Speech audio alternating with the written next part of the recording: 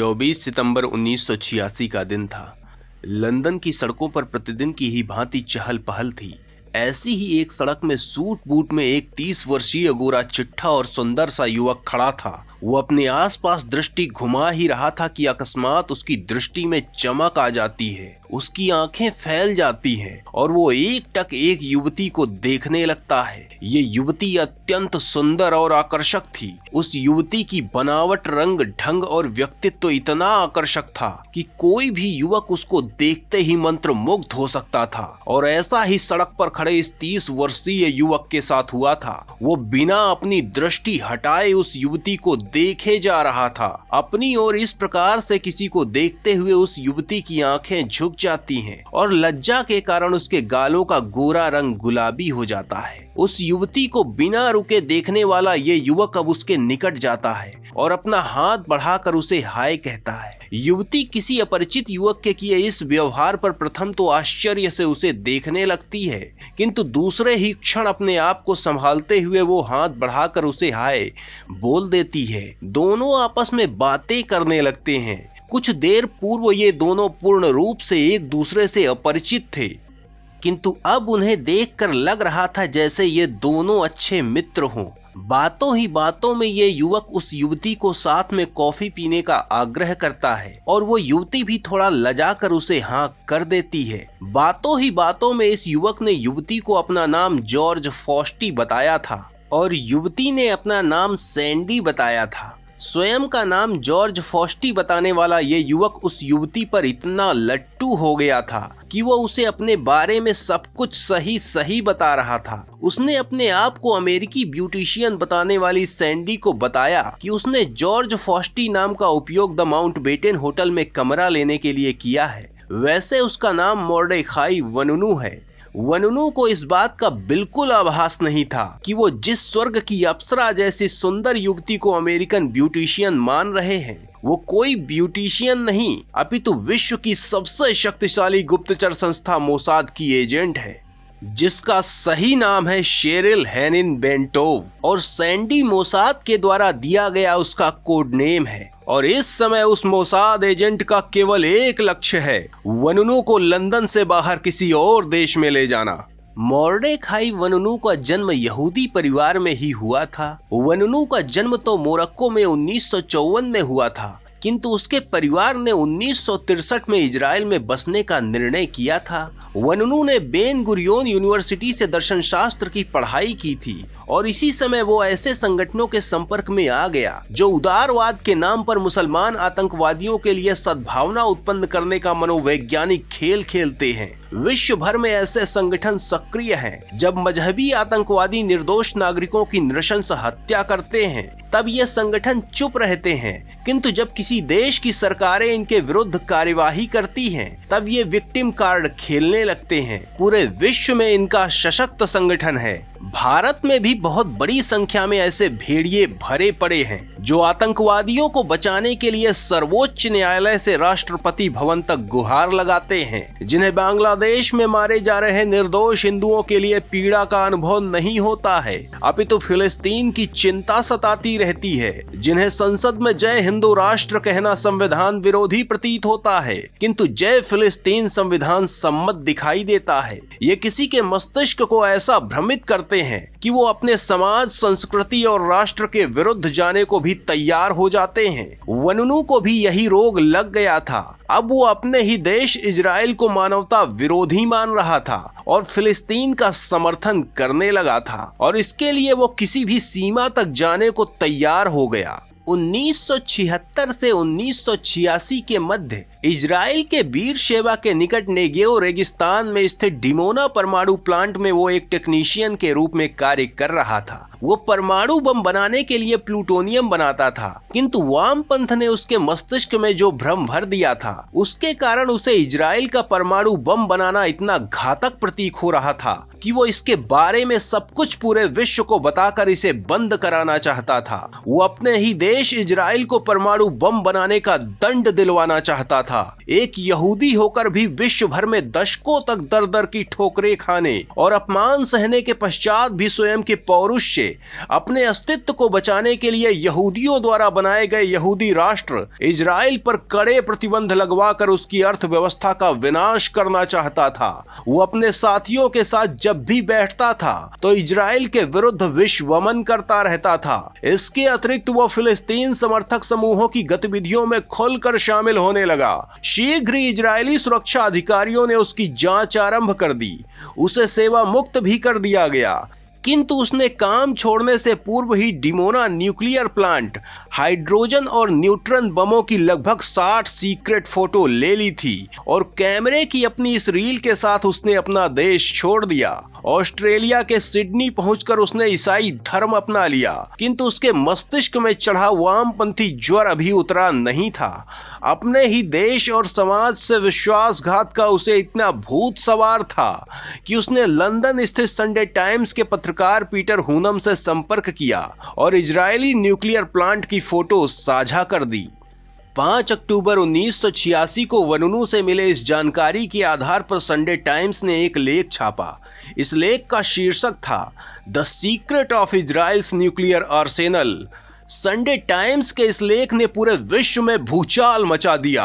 अमेरिकी गुप्तचर संस्था CIA ने अपनी पूरी शक्ति लगाकर जो जानकारी प्राप्त की थी उसके अनुसार इजराइल के पास केवल 10 से 15 परमाणु हथियार थे, किंतु वनुनु ने संडे टाइम्स को बताया था कि इजराइल कोई छोटी मोटी न्यूक्लियर ताकत नहीं है, बल्कि इजराइल तो न्यूक्लियर क्षमता के विषय में इतना शक्तिशाली है कि उसके पास अंडरग्राउंड प्लूटोनियम सेपरेशन सुविधा है और उसके पास 10 से 15 परमाणु बम नहीं बल्कि 150 से 200 अत्यंत शक्तिशाली परमाणु बम उसने बना लिए हैं। वनुनु ने विश्व प्रसिद्ध समाचार संस्थानों के समक्ष इजराइल पर अभियोग लगाया कि उनके द्वारा इजराइल के इस रहस्य को विश्व के समक्ष लाए जाने के पश्चात तत्कालीन इजरायली प्रधानमंत्री शिमोन पेरेस अमेरिकी राष्ट्रपति रोनाल्ड रीगन को इस भ्रम में नहीं रख सकेंगे कि उनके पास कोई परमाणु वेपन नहीं है। इस विषय पर विस्तृत जानकारी देने के लिए वनुनु को संडे टाइम्स ने लंदन बुलाया और वनुनु इजरायली परमाणु वेपन्स की पूरी डिटेल बताने के लिए लंदन पहुंच भी गया। इजराइल की इस अत्यंत गुप्त जानकारी को विश्व के समक्ष लाने की अपने जीवन की सबसे बड़ी भूल कर चुके वनुनु को लग रहा था कि इजराइल से उसकी गोपनीय जानकारी लेकर बाहर आने के पश्चात अब उसका कोई कुछ नहीं बिगाड़ सकता है और वो इजराइल के विरुद्ध जो चाहे वो वक्तव्य दे सकता है। इजराइल को विश्व भर के सामने गालियां दे सकता है, उसका अपमान कर सकता है और इजराइल चुपचाप सुनता रह जाएगा। किंतु एक यहूदी होकर भी वो वामपंथी विचारों के नशे में इतना डूब चुका था कि उसे ये भी स्मरण नहीं था कि यहूदी समाज अपनी सुरक्षा के लिए किसी भी सीमा तक जा सकता है और इजराइल अपने शत्रुओं को पाताल से निकाल कर भी यमलोक पहुंचाता है। संडे टाइम्स में छपे लेख के पश्चात ही इजराइल के प्रधानमंत्री शिमोन पेरेस का मस्तिष्क क्रोध से तमतमा उठा था। क्रोध के साथ उनकी चिंताएं इस बात को लेकर बढ़ती ही जा रही थी कि यदि वनुनु ने पश्चिमी जगत को इजराइल के परमाणु प्रोग्राम के स्पष्ट साक्ष्य दे दिए तो विश्व भर के देश उस पर कड़े प्रतिबंधों की मांग करने लगेंगे और अमेरिका को ना चाहते हुए भी उस पर प्रतिबंध लगाना पड़ेगा। इससे इजराइल की सुरक्षा के लिए भविष्य में संकट उत्पन्न हो सकता था, क्योंकि कई मुस्लिम देश परमाणु शक्ति प्राप्त करने का प्रयास कर रहे थे और उन्होंने अपनी गुप्तचर संस्था मोसाद के चीफ के समक्ष ये चीखते हुए कहा कि ये देशद्रोही लंदन में अपने इंटरव्यू से पहले मुझे जीवित चाहिए। मोसाद चीफ ने प्रधानमंत्री का आदेश मिलते ही वनुनु के विषय में वो सब कुछ जानने के लिए अपने तंत्र को सक्रिय कर दिया जो जाना जा सकता था। उन्होंने लंदन स्थित उस होटल की जानकारी भी प्राप्त कर ली जहां वो रुका हुआ था। मोसाद के लिए चुनौती ये थी कि वनुनु को जीवित पकड़ना था। यदि उसे मारना होता तो मोसाद इस अभियान को सरलता से पूरा कर सकता था। मोसाद के लिए चुनौती ये भी थी कि ब्रिटेन इजराइल का मित्र देश है, ऐसे में उस देश की वैधानिक व्यवस्था का उल्लंघन करने से संबंधों पर आंच आ सकती थी। ऐसे में यह निश्चित किया गया कि वनुनु को पहले लंदन से बाहर निकाला जाएगा, इसके पश्चात जीवित पकड़कर इजराइल लाया जाएगा। किंतु इसके लिए कोई बल प्रयोग नहीं किया जा सकता था और मोसाद को कुछ ऐसा करना था जिससे कि वनुनु स्वयं ही लंदन से बाहर आए और मोसाद को ये सब कुछ वनुनू के उस साक्षात्कार से पूर्व करना था जो वो संडे टाइम्स को देने वाला था। वनुनू के बारे में जो कुछ भी जानकारी मिली थी उनमें से एक जानकारी मोसाद के लिए अत्यंत महत्वपूर्ण थी और ये जानकारी थी कि वनुनू अत्यंत मेधावी और देशद्रोही होने के साथ साथ युवा भी है। वो अभी केवल 30 साल का ही है। वो दिखने में भी आकर्षक है और इस आयु में वो किसी भी सुंदर युवती के प्रति सरलता से आकर्षित हो सकता है। और मोसाद ने वनुनू को लंदन से बिना किसी बल प्रयोग और शोर शराबे के चुपचाप बाहर निकालने की योजना तैयार कर दी और इस सीक्रेट मिशन का उत्तरदायित्व सौंपा गया मोसाद की अत्यंत सुंदर महिला एजेंट शेरिल हेनिन बेंटोव को, जिसका कोड नेम था सिंडी। मॉर्डेखाई वनुनू के बारे में सारी जानकारी जुटा रहे मोसाद एजेंट्स लंदन में उस पर निरंतर दृष्टि बनाए हुए थे। वो उसकी प्रत्येक गतिविधि की जांच परख कर रहे थे। वो कब द माउंटबेटन होटल से बाहर आता है, कहां जाता है, अल्पाहार और भोजन कहां करता है। और एक दिन ऐसे ही जब वनुनू सड़क के किनारे खड़ा था उसी समय मोसाद एजेंट सिंडी उसके समक्ष आ खड़ी होती है। सिंडी को वनुनू के निकट आने का कोई प्रयास नहीं करना पड़ता है। वनुनू उसे देखते ही उसकी ओर चुंबक की भांति खींचा चला जा रहा था और उच्च कोटि का मनोवैज्ञानिक प्रशिक्षण प्राप्त मोसाद की ये एजेंट उससे अपनी सुंदर आंखों के निर्देशों से वो सब कुछ करवा रही थी जो वो करवाना चाहती थी। वनुनू ने उसे कॉफी पर इनवाइट किया और सैंडी ने लजाते हुए इस प्रस्ताव को स्वीकार कर लिया। दोनों के मध्य निकटता बढ़ने लगी। दोनों नियमित मिलने लगे। प्रथम मिलन पर ही दोनों बाहर घूमने जाने की योजना बनाने लगे। एक और वनुनू अब संडे टाइम्स को इजरायली परमाणु कार्यक्रम से जुड़ी कहानी बता रहा था, दूसरी ओर सिंडी के साथ उसका समय बीत रहा था। वनुनू स्वयं अब ब्रिटेन से बाहर जाने की योजना बनाने लगा और 30 सितंबर को वो सिंडी के साथ रोम पहुंच गया। इटली में सिंडी ने उसे याट में बैठकर समंदर में जाने के लिए मना लिया और जब वनुनू इटली की समुद्री सीमा से बाहर पहुंच गया तो पहले से तैयार मोसाद एजेंट्स ने वनुनू को सरलता से जीवित पकड़ लिया। इजराइल के परमाणु कार्यक्रमों के बारे में सारी सीक्रेट बताने के कारण वनुनू पश्चिमी समाचार जगत में बहुत लोकप्रिय हो गया था और जब वो अचानक लंदन से विलुप्त हो गया तो बवंडर खड़ा हो गया। पश्चिमी संचार माध्यमों में भांति भांति के अनुमान लगाए जा रहे थे और 3 सप्ताह पश्चात न्यूज वीक के माध्यम से विश्व को विदित हुआ कि वनुनू इजराइल में है और उसे 15 दिन के लिए बंदी बना लिया गया है। सिंडी ने अपना काम इतनी सफाई से किया था कि जब वनुनू को यह बताया गया कि सिंडी एक मोसाद एजेंट थी तो उसने इस पर विश्वास नहीं किया।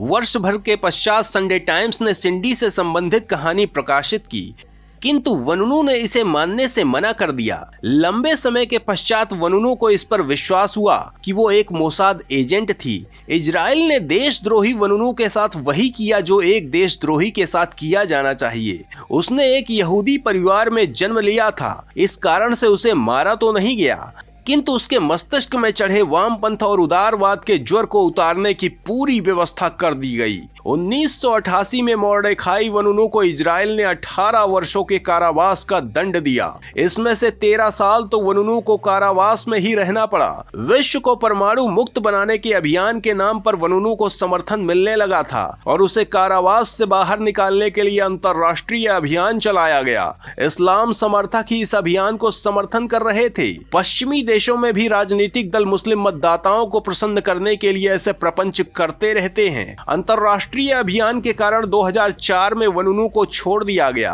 किंतु उस पर कई प्रकार के कड़े प्रतिबंध लगा दिए गए। 21 अप्रैल को जेल से छूटने के पश्चात वो सेंट जॉर्ज कैथेड्रल में रह रहा था। यहाँ यरूशलेम के एपिस्कोपल बिशप ने उसे शरण दी थी।